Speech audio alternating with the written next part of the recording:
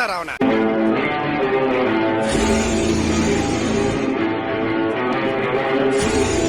புடிங்க சார் அவன. புடிங்க சார் அவன. புடிங்க சார் அவன.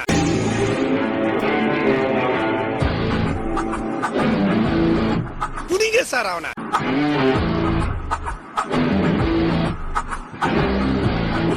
புடிங்க சார் அவன. புடிங்க சார் அவன. புடிங்க சார் அவன.